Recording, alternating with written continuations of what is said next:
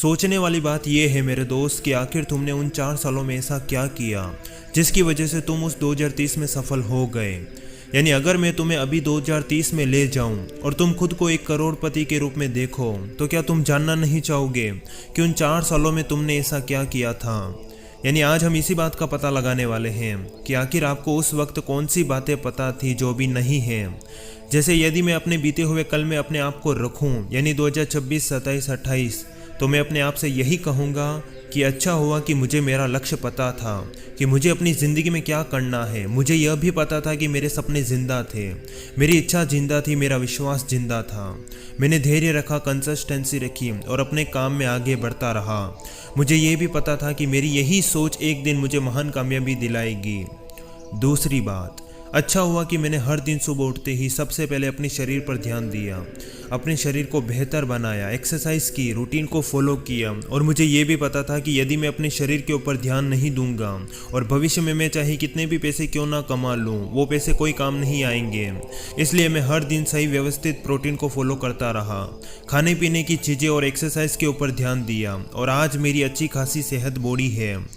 तीसरी बात, अच्छा हुआ मैंने अपने काम में, अपने खेल में हद पार मेहनत की। हर दिन उन 24 घंटे में हद पार मेहनत करता रहा। मैंने अपने सपनों को पाने के लिए अपनी नींद हराम कर दी।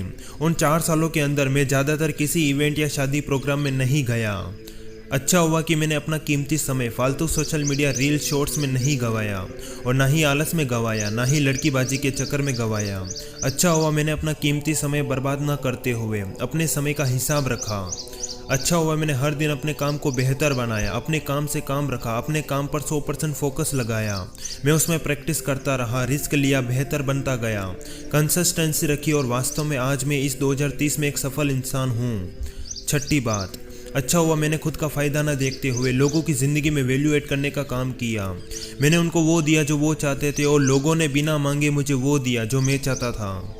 अच्छा हुआ मैंने अपने दिमाग को तेज करने के लिए और पावरफुल बनने के लिए बुक्स पढ़ी, वीडियो एक्सप्लोर करे, एकांत में खुद को समय दिया, ज्ञान प्राप्त किया, लोगों को समझा, मार्केटिंग को समझा, दुनिया को समझा और असल ज़िंदगी का मतलब समझा और आज मैं एक सफल इंसान हूँ। आठवीं बात, अच्छा हुआ कि मैं हर दिन अपने आप को डिसिप्लिन में रखता गया। हर दिन डिसिप्लिन वाले कपड़े पहनना, भगवान की भक्ति करना और काम का मूड बनाना और सही स्थान और समय का चयन करते हुए मैंने अपने काम को किया। मैंने अपने काम में हद पार मेहनत की। अच्छा हुआ मैंने अपने सपनों को पाने के लिए अपनी सोच में अपने सपनों का विश्वास बनाए रखा।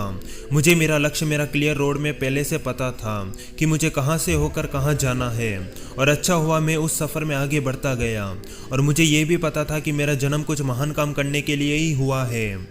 10वीं बात, अच्छा हुआ कि मुझे यह भी पता चल गया था कि कामयाबी मुझसे कुछ बलिदान मांगती है। जैसे यदि मैं सफल होना चाहता हूँ तो मुझे दोस्तों के साथ एंजॉय करना, अपना समय मोबाइल में गेम्स खेलना, इनको छोड़ना होगा। किसी शादी प्रोग्राम में जाना तक छोड़ना होगा। यहाँ तक कि यदि मेरे घर में कोई प्रोग्राम हो रहा हो तो वो भी छोड़ना होगा। माँ बाप से हो सके तो दूर भी जाना पड़ेगा, लेकिन तुम उस 2030 तक सफल हो जाओगे। 11वीं बात, अच्छा हुआ कि मैंने अपने सपनों को पाने के लिए अपनी नींद हराम की। मैं सुबह 5-6 बजे जल्दी उठता, दिन में 15-16 घंटे काम करता और आज मैं वास्तव में एक सफल इंसान हूँ। और मुझे ये भी पता था कि सफलता इतनी आसानी से नहीं मिलती। मैंने बहुत सारी मुसीबतों एवं कठिनाइयों का सामना किया। हर दिन मैं नीचे गिरा, फिर खुद को बेहतर बनाया, फिर उठा, फिर गिरा, फिर से खुद को बेहतर बनाया, लेकिन मैंने हार नहीं मानी और एक दिन मैं सफल हो गया। और मैंने ऐसे भी दिन देखे जब सूखी रोटी और लाल मिर्च से मैंने अपना पूरा दिन निकाला, लेकिन आज मेरे पास सब कुछ है। अच्छा हुआ मैंने दोस्तों के देखा देखी फालतू का दिखावा नहीं किया, फालतू अपने पैसों को बर्बाद नहीं किया। जहां ज़रूरत थी वहां उपयोग किया और मैं चाहता तो अपने शौक पूरे भी कर सकता था, लेकिन मैंने समझदारी दिखाई और मुझे पता था कि कामयाबी मेरे हर दिन का हिस्सा पूछेगी। और मैंने जो कमाया उन 4 सालों में उसका ज़्यादातर हिस्सा मैंने अपने आप पर खर्च किया, अपने आप को बेहतर बनाने पर खर्च किया, अपने खेल को 1% से 100% पर ले जाने के लिए खर्च किया।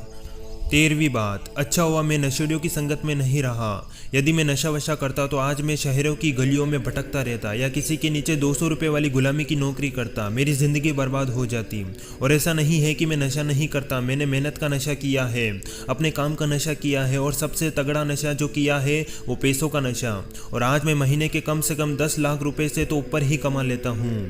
अच्छा हुआ मैंने अपना कीमती समय अपने आप को दिया। मैंने ज़िंदगी पर किसी की गुलामी नहीं की। माना कि मैंने कुछ समय के लिए मजदूरों वाला काम भी किया, लेकिन मैंने लोगों की असल सच्चाई देखी। मैंने ये समझा कि मेरा जन्म ये छोटे मोटे कामों के लिए नहीं बना है। असल ज़िंदगी में हम कुछ बड़ा करने के लिए ही आए हैं। मेरे दिमाग में हमेशा था कि मैं कुछ बड़ा काम करने के लिए ही बना हूँ। मैं किसी बिजनेस या किसी खेल के लिए बना हूँ, ये मुझे पता था। और मेरी इसी सोच ने मेरा विश्वास जिंदा रखा और इसी विश्वास के कारण मैं सफल हुआ।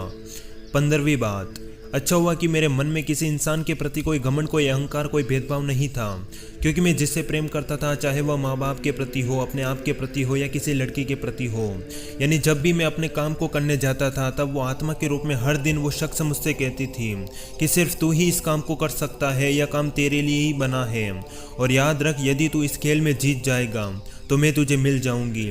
और वास्तव में मैंने अपने आप को उसमें देखा है। उसका एटीट्यूड, उसकी चाल चलन, उसके मन के भाव हूबहू मुझसे मिलते हैं, और इसी उम्मीद, इसी ख्वाहिश ने मुझे सफल बनाया।